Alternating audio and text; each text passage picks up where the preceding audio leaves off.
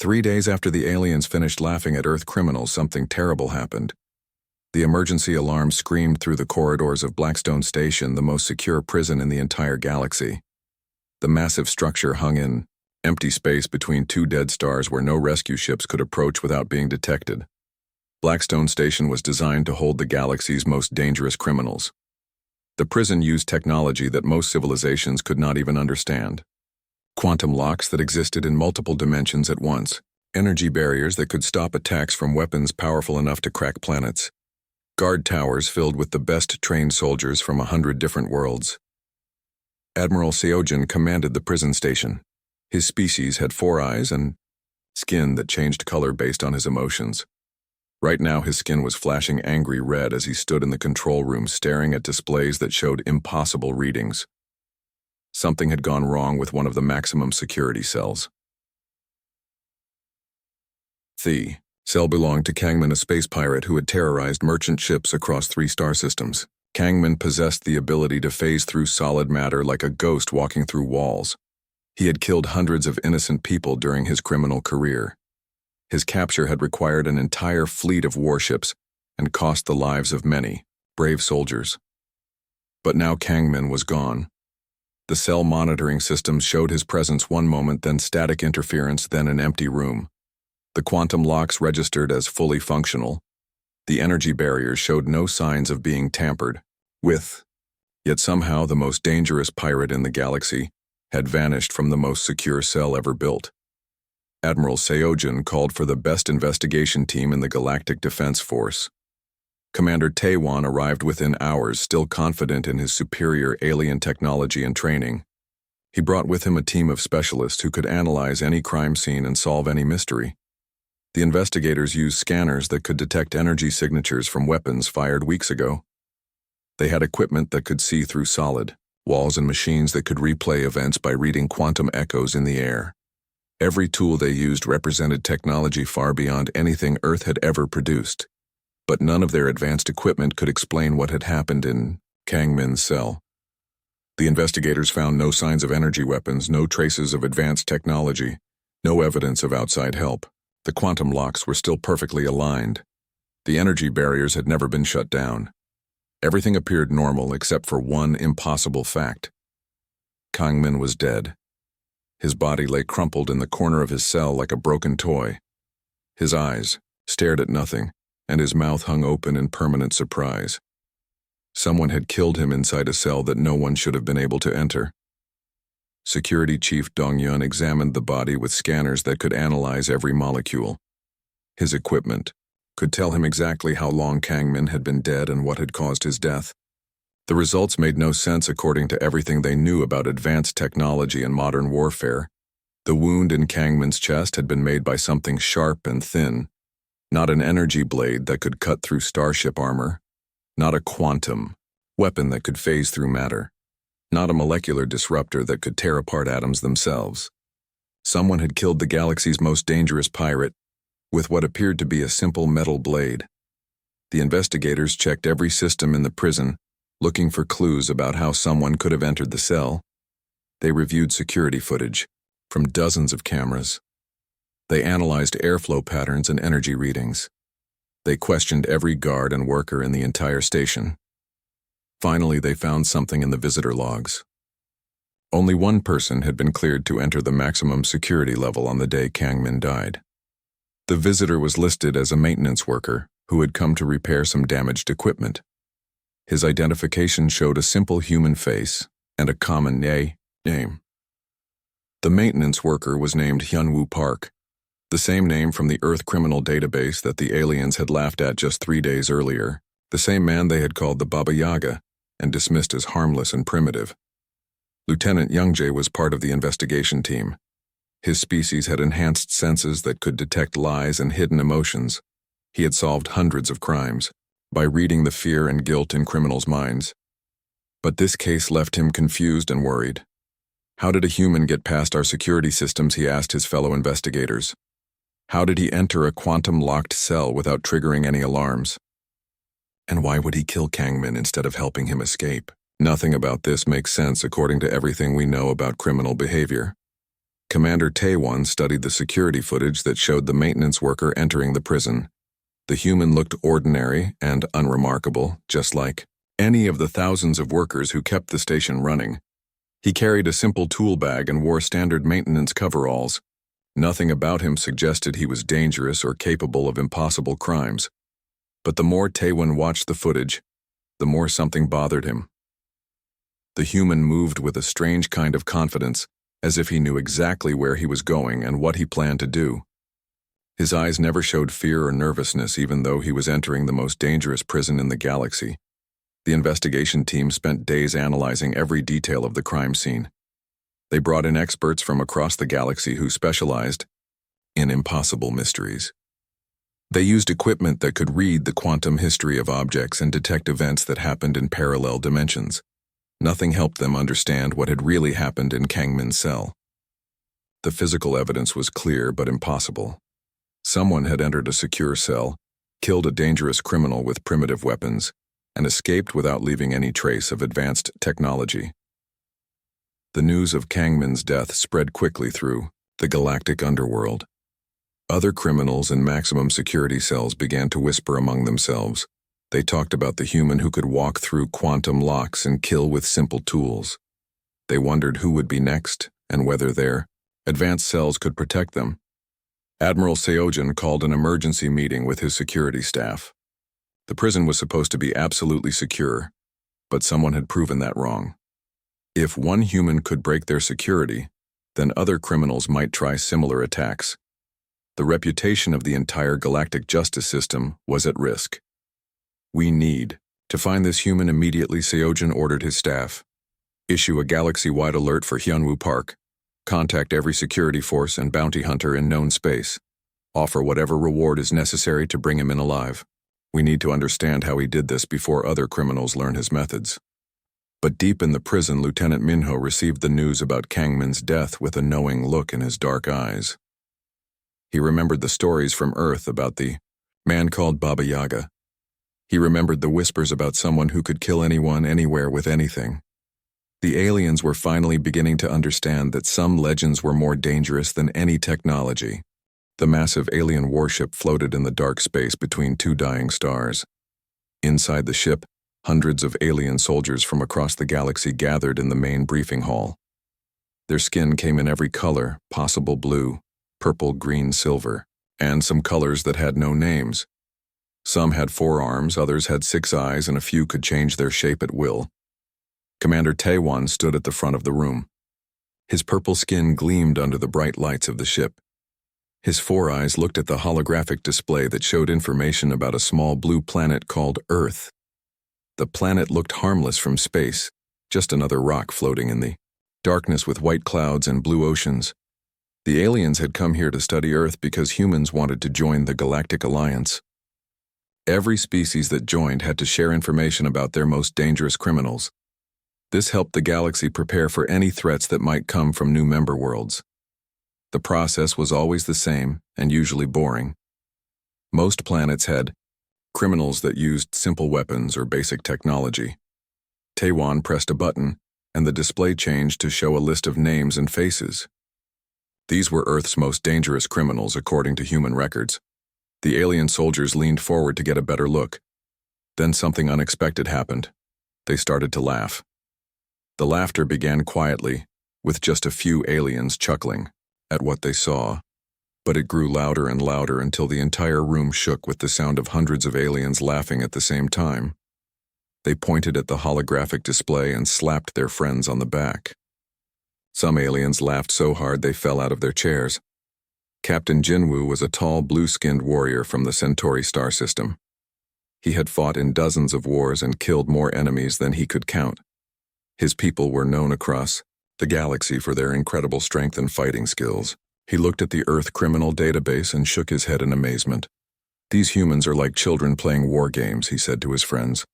"Look at their weapons, metal guns that shoot tiny pieces of metal, knives made from simple steel, bombs that use chemical explosives.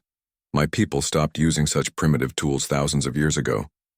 Lieutenant Hyasung was a female warrior from the Vega colonies. Her silver skin could turn harder than diamond when she wanted to fight.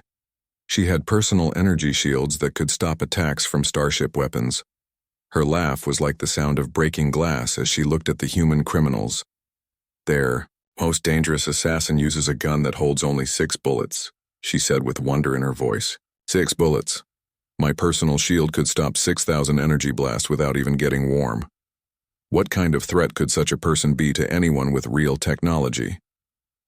The alien soldiers continued laughing as they looked through more files. They saw pictures of human criminals holding primitive weapons standing next to damaged buildings and old vehicles. Everything about Earth seemed backward and simple compared to what they knew from other worlds.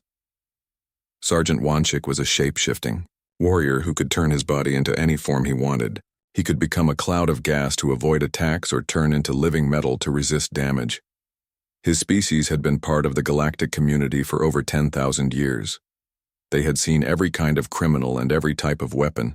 "These humans think they are dangerous," he said while changing his arm into different shapes for emphasis. "But they have never faced real threats. They have never fought against energy beings, or quantum warriors or reality benders. They are like insects trying to frighten giants." In the back corner of the room stood Lieutenant Minho. He was one of only 3 humans aboard the alien warship. His job was to help the aliens understand human culture and language. His dark hair and brown eyes made him look ordinary compared to the colorful aliens around him. He wore the same uniform as the other officers but somehow looked different, smaller and less impressive. Minho listened to the aliens laugh at his people and said nothing. His face showed no emotion as they mocked Earth's criminals and called them weak and primitive. But his dark eyes watched everything, and his mind remembered every word they spoke. He knew things about Earth that these aliens could not imagine. "Commander," Taewon called for attention and the laughter slowly died down. He pointed at one particular file on the display, and his 4 eyes gleamed with amusement. The file showed a simple photograph of a human male with dark hair and cold eyes. The man's face looked ordinary, like someone you might see walking down any street.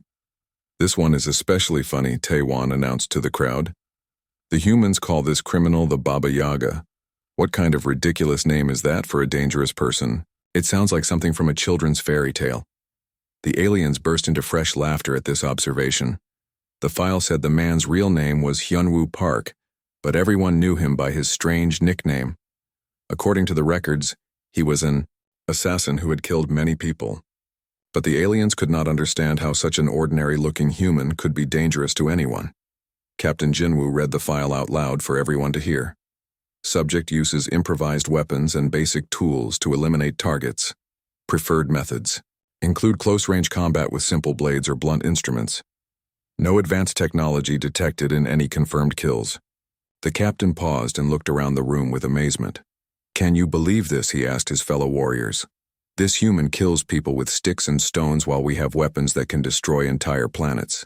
He fights with metal knives, while we command energy that can tear holes in space itself. How can the humans consider such a person to be their most dangerous criminal?" The mockery continued for hours as the aliens went through every file in the Earth criminal database. They compared human weapons to their own advanced technology. They laughed at human fighting techniques and called them crude and ineffective. They made jokes about how easy it would be to defeat any Earth criminal in combat. Some aliens shared stories about the real dangerous criminals they had faced in their careers. Space pirates who could bend reality with their minds. Assassins who could phase through solid matter like ghosts. Warlords who commanded fleets of ships that could move faster than light. Compared to such threats, the humans seemed like harmless children. But Lieutenant Minho remembered different stories. He remembered whispers from the dark streets of Earth cities. He remembered the fear in people's voices when they spoke about the man called Baba Yaga. He remembered how entire criminal organizations had vanished overnight, leaving no trace except empty buildings and unanswered questions. The aliens would learn soon enough that some monsters were more dangerous than they appeared. The galaxy-wide alert for Hyunwoo Park reached every corner of known space within hours. His photograph appeared on communication screens in space stations, police headquarters, and bounty hunter guild offices across thousands of worlds. The reward offered by the Galactic Defense Force was enormous enough to buy entire planets or hire private armies. Commander Taewon took personal command of the manhunt. The embarrassment of having a primitive human break into their most secure prison burned in his mind like acid. His reputation as one of the galaxy's best military officers was at stake. He assembled the finest hunting team that credits could buy. The team consisted of specialists from the most advanced civilizations in the galaxy. Captain Jinwoo could track any living being by following their bioenergy signature across entire star systems. His enhanced senses could detect the emotional state of his prey from miles away. No one had ever escaped from him once he picked up their trail. Lieutenant Minsu possessed superhuman speed and strength that came from genetic modifications performed by the best scientists in the core worlds. He could run faster than ground vehicles and punch through solid steel with his bare hands. His reflexes were so quick he could dodge energy blasts fired at point-blank range. Sergeant Hyunjin had the ability to become completely invisible to all forms of detection. Not just visual camouflage, but true invisibility that fooled scanner sensors and even psychic abilities.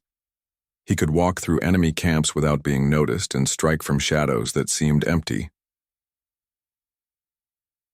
The hunting team used the most advanced starship the Galactic Defense Force could provide. The vessel carried weapons that could destroy small moons and shields that could survive direct hits from planetary defense systems. Its sensors could detect a single person hiding on the surface of gas giant planets.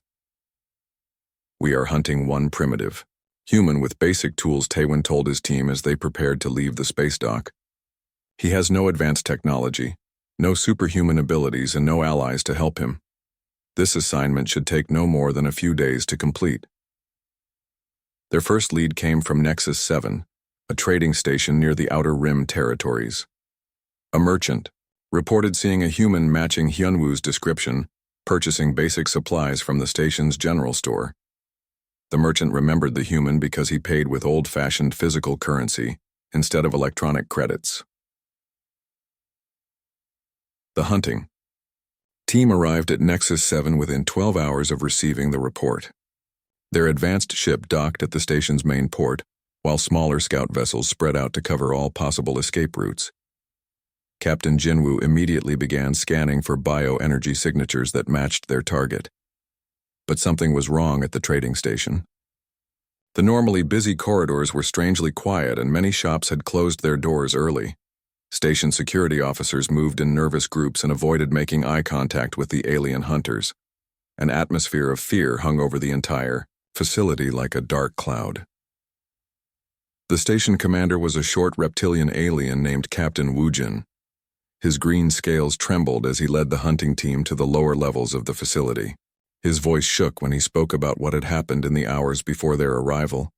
3 bounty hunters came here looking for the human, he explained while walking quickly through empty corridors. They were professional killers with military-grade equipment and years of experience. They found the human in Cargo Bay 7 and tried to capture him for the reward money. The cargo bay was located in the oldest section of the station where broken machinery and abandoned equipment was stored before being recycled. The lighting was dim and shadows filled the spaces between towering piles of scrap metal. It seemed like the perfect place for someone to hide from pursuing enemies, but the 3 bounty hunters were no longer searching for anyone. Their bodies lay scattered across the cargo bay floor like broken dolls. Each man had been killed with brutal efficiency, but also with surgical precision.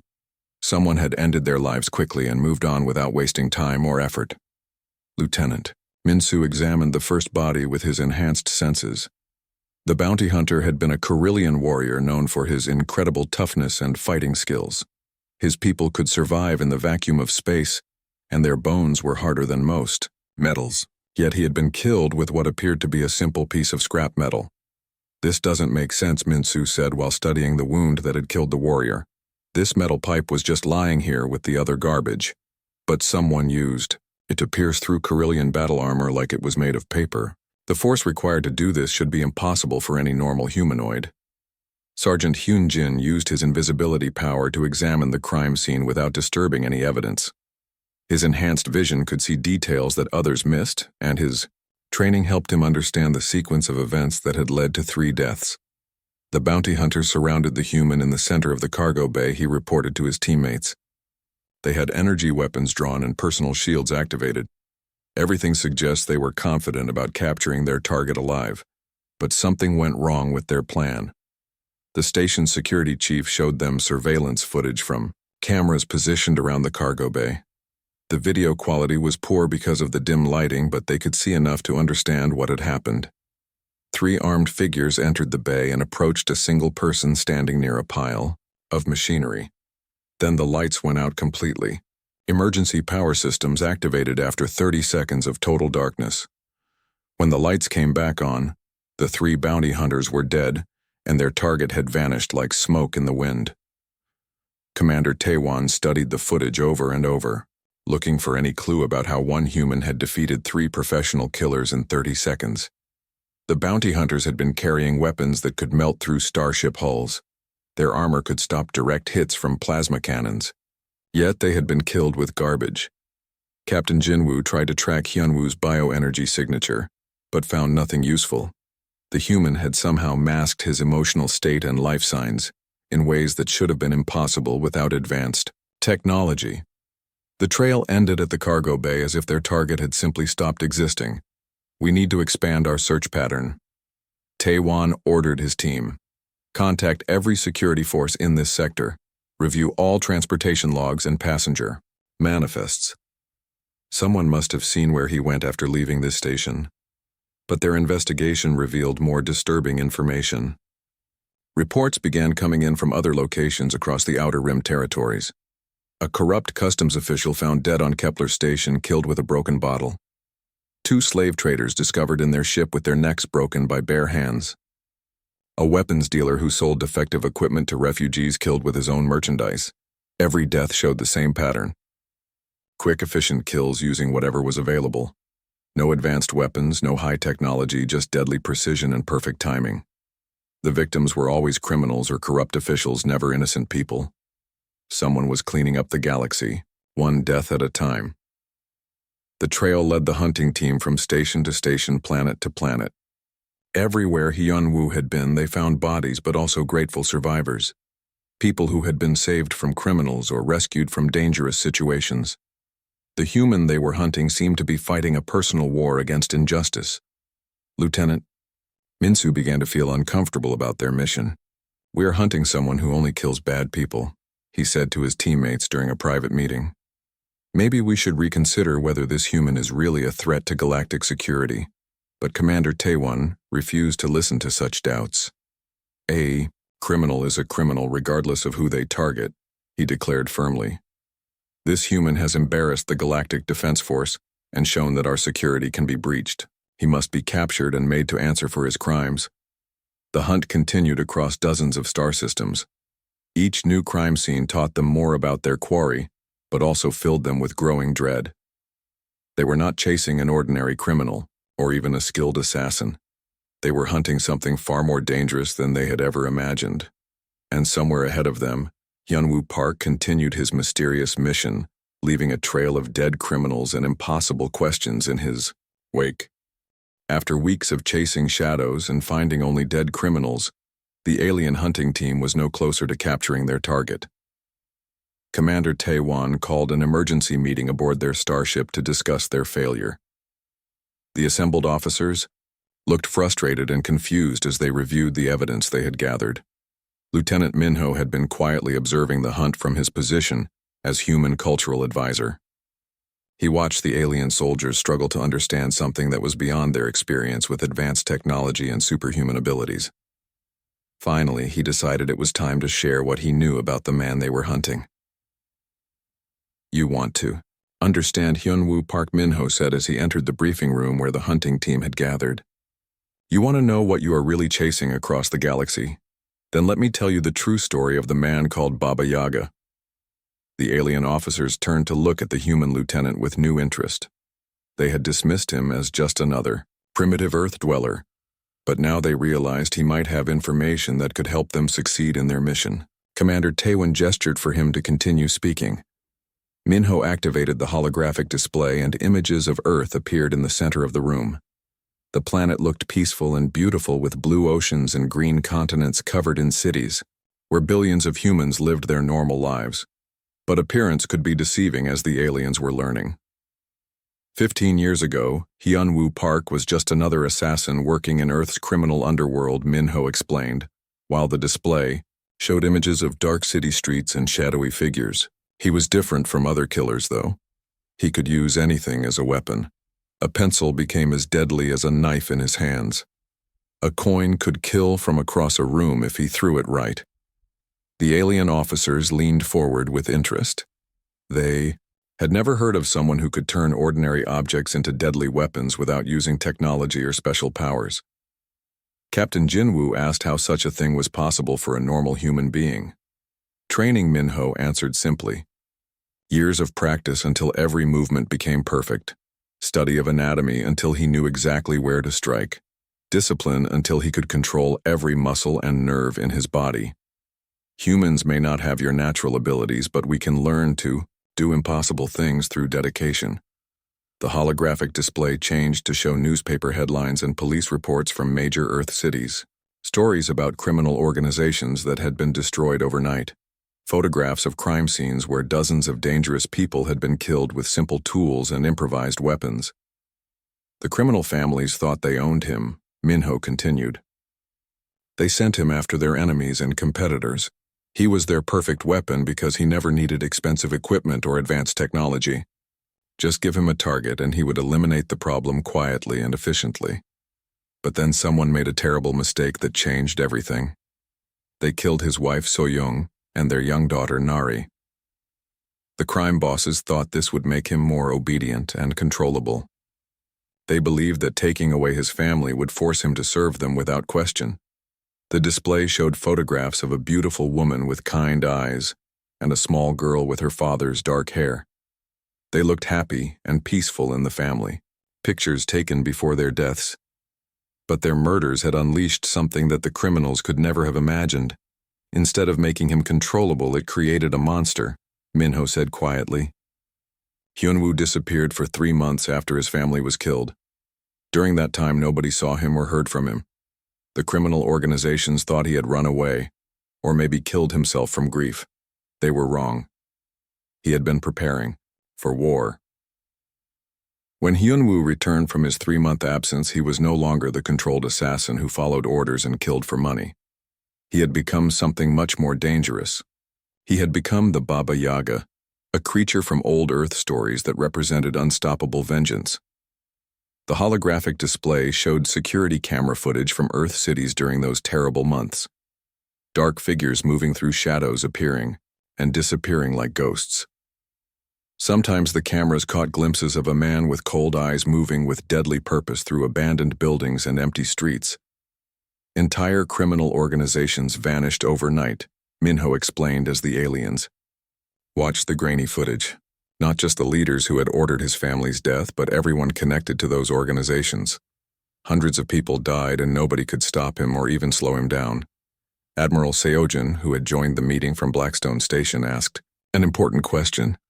But surely your police forces or military units tried to capture him. Earth must have some kind of law enforcement that could deal with dangerous criminals. Minho shook his head slowly. You still don't understand what makes the Baba Yaga so dangerous. He doesn't fight like other criminals who use violence for money, or power, or territory. He uses violence like a surgeon uses a scalpel, precisely, efficiently, and only when absolutely necessary. The display showed more footage from Earth cities. Police officers and military soldiers searching empty buildings where criminal hideouts had been located just hours before. They found no evidence of advanced weapons or explosive devices. Just empty rooms and the occasional body killed with whatever had been available at the time. Law enforcement never had a chance to catch him because he never fought them directly, Minho continued. He would study his targets for weeks, learning their habits and routines. Then he would strike when they were most vulnerable using methods they could never predict or prepare for. Captain Jinwoo asked about the strange nickname that criminals had given to their target. Why do they call him Baba Yaga? What does that name mean in human culture? It's from old Russian fairy tales, Minho explained. The Baba Yaga was a witch who lived in the dark forest. She would help good people who showed her respect, but she would destroy anyone who threatened innocent children or families. The name became perfect for Hyunwoo because he never hurt good people, only those who deserved punishment.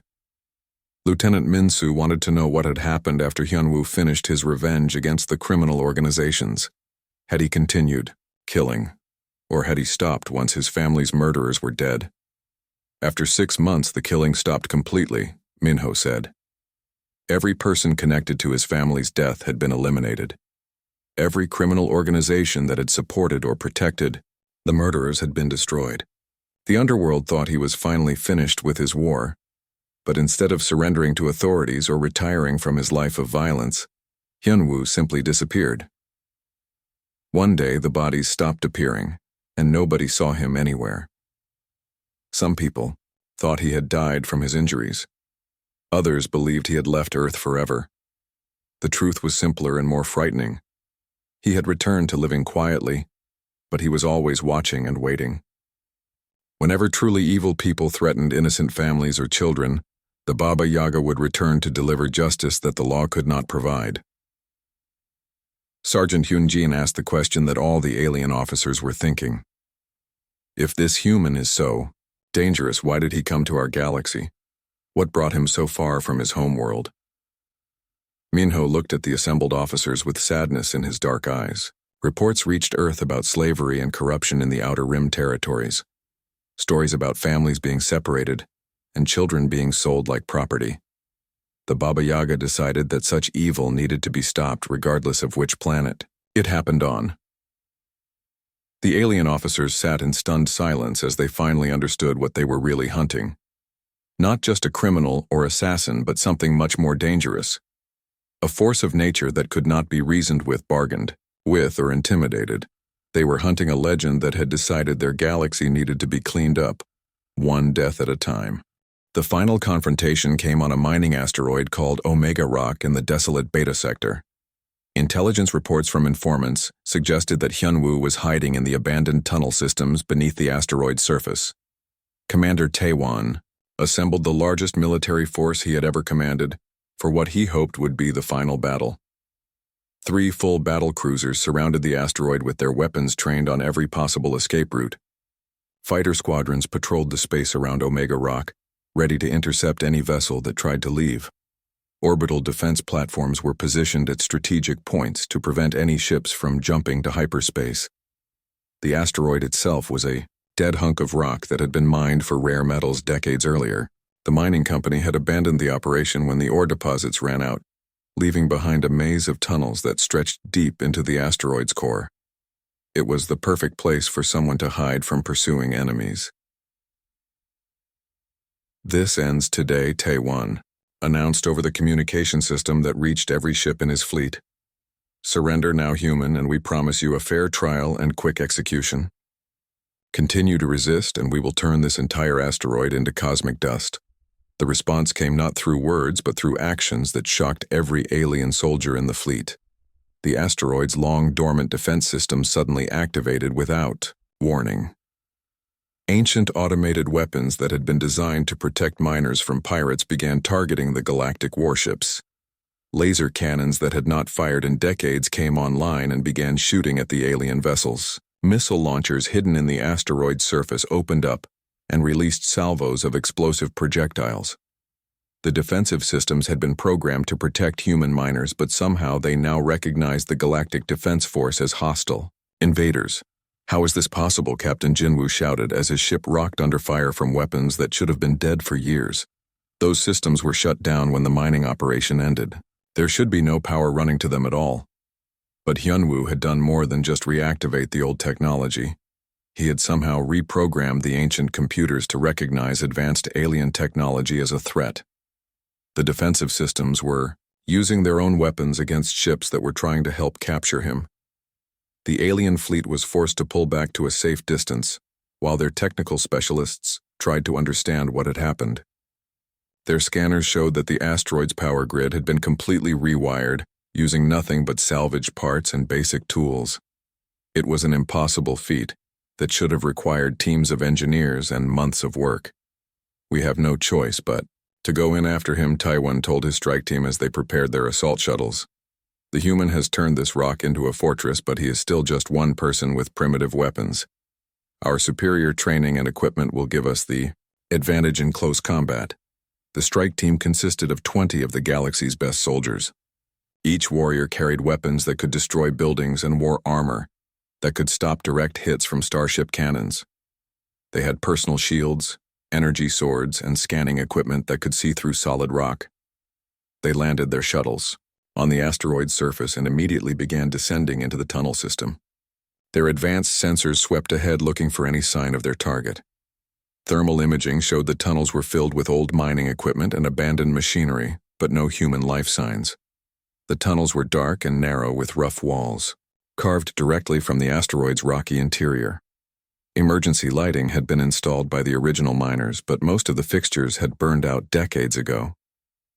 The strike team used their own illumination devices to light their way through the maze like passages. Sergeant Young-Ho was walking point when he turned a corner and stepped into what appeared to be an empty section of tunnel. His energy rifle was charged and ready to fire. His personal shields were at maximum power. His armor could protect him from explosions that would level city blocks. None of it mattered. He simply vanished into the darkness with only a brief scream that was cut off before he could call for help. When his teammates found his body minutes later, they discovered he had been killed with a piece of sharpened mining cable. His advanced technology had been useless against such a simple weapon. "Stay together," Taewon ordered his remaining soldiers, but his voice shook with growing fear. "He is just one man using primitive tools. We have superior numbers and firepower. There is no way he can defeat all of us." But one by one, the alien soldiers began to disappear into the shadows. Each death was different, showing the creativity and resourcefulness that made the Baba Yaga so dangerous.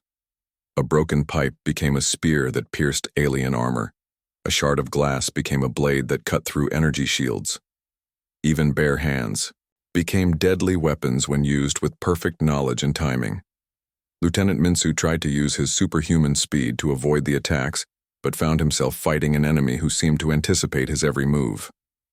His enhanced reflexes were useless against someone who struck from unexpected angles using weapons that should not have existed. Captain Jinwoo attempted to track their attacker using his bioenergy sensing abilities, but discovered that Hyunwoo could somehow mask his life signs and emotional state. The human appeared and disappeared like a ghost moving through the tunnels with knowledge that came from careful preparation and planning. Sergeant Hyunjin used his invisibility power to try to ambush their target, but found that the Baba Yaga could detect him anyway. Somehow the human could sense the presence of enemies even when they could not be seen, heard, or detected by any known technology. The alien soldiers who had laughed at Earth criminals just weeks earlier now found themselves fighting for their lives against an opponent who, the news of Commander Taewon's defeat spread through the Galactic Defense Force like wildfire. The alien soldiers who had laughed at Earth criminals just weeks earlier now spoke in whispers about the human called Baba Yaga. The man who could kill anyone anywhere with anything had proven that advanced technology meant nothing without wisdom and respect.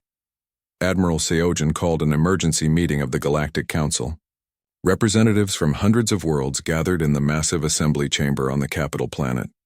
The circular room could hold thousands of beings, and its walls displayed holographic images of every member species in the Alliance.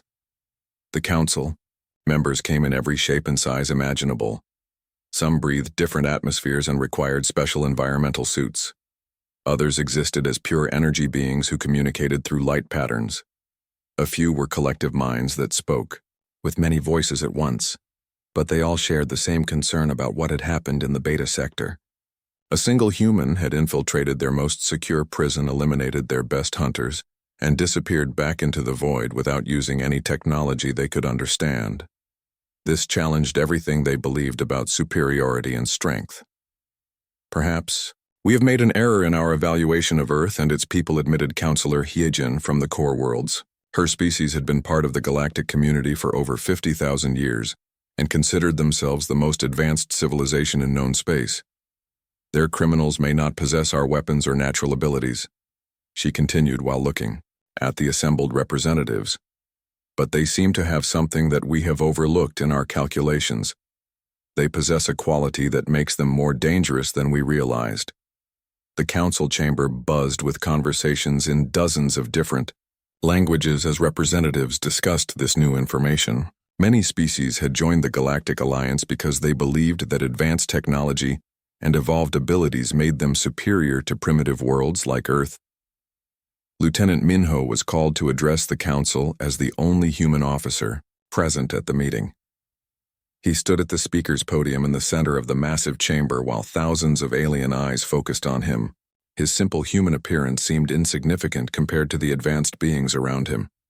The Baba Yaga is no longer actively hunted by galactic authorities, Minho announced to the assembled council. His voice was amplified so that every being in the chamber could hear him clearly. He has completed whatever mission brought him to our galaxy and returned to Earth. But the lessons he taught should not be forgotten. Chancellor Donghyun of the Northern Colonies raised one of his 6 arms to ask a question. His species controlled dozens of star systems and commanded fleets of warships that could destroy planets. What exactly did this human accomplish that required such drastic action against our forces? Minho activated the holographic display behind him to show images of rescued families and freed slaves. Children who had been sold to mining companies were now safe with their parents. Women who had been forced into terrible situations were now free to return home. Workers who had been trapped by corrupt officials were now able to seek justice. He eliminated several major slavery operations in the Outer Rim territories, Minho explained, while the images continued to show the results of Hyunwoo's mission. He killed corrupt officials who sold children to the highest bidder. He destroyed organizations that trafficked in human misery and suffering. The council members shifted uncomfortably as they realized that their own territories had contained the evil that had drawn the Baba Yaga across space. Many of them had known about the corruption and slavery, but had chosen to ignore it because stopping it would have been expensive and difficult. But surely there were legal methods to address these crimes, argued Senator Wanjin from the eastern sectors. Our justice system has procedures for investigating and prosecuting criminal organizations. Why did this human take the law into his own hands instead of working through proper channels? Minho looked directly at the senator as he answered the question. Because your legal system moves too slowly and cares too much about politics and profit. While you debate and negotiate and form committees, children are being sold and families are being destroyed. The Baba Yaga decided that some evils cannot wait for justice to work through proper channels. This statement caused an uproar in the council chamber as representatives argued about the balance between law and justice. Some believed that maintaining order was more important than helping individual victims. Others felt that their system had failed if it could not protect the innocent from obvious crimes. Admiral Seojun called for order and asked the most important question of all. What does this human want from us now? Is he demanding territory or resources or political concessions? How do we negotiate with someone who has proven he can strike anywhere at any time? Minho shook his head slowly as he considered how to explain something that the advanced alien minds could not easily understand. He wants nothing from you except to be left alone. He wants to return to his quiet life on Earth and remember his family in peace. But if you allow slavery and corruption to return to your territories, he will come back. The threat was clear even though it was delivered in a calm voice. The galaxy now had an unofficial guardian who would enforce justice when the legal system failed. Someone who could not be bribed, corrupted, or intimidated. Someone who measured success not in profit or power, but in families reunited and children saved. The council spent days debating the implications of having such a force operating in their territory. They could not control or predict the Baba Yaga, but they also could not deny that he had accomplished something their own forces had failed to do. He had cleaned up problems they had been ignoring for decades. Finally, Councillor Hyejin proposed a solution that most members could accept. We should ensure that the conditions which brought this human to our galaxy do not occur again, she said to the assembly. If we eliminate slavery and corruption from our territories, then we will not need to worry about vigilante justice. The proposal passed by an overwhelming majority. New laws were enacted to protect children and families throughout galactic space. Enforcement agencies received additional funding and authority to investigate crimes that had previously been ignored. Corruption became a capital offense in many systems. The criminal underworld also learned new rules of survival. Earth and its colonies were declared off-limits by every major crime syndicate in the galaxy. Human families were not to be threatened or harmed under any circumstances. The penalty for ignoring these rules was a visit from something worse than law enforcement. Lieutenant Minho returned to Earth after completing his service with the Galactic Defense Force. He carried with him a new understanding of how his species was viewed by the rest of the galaxy.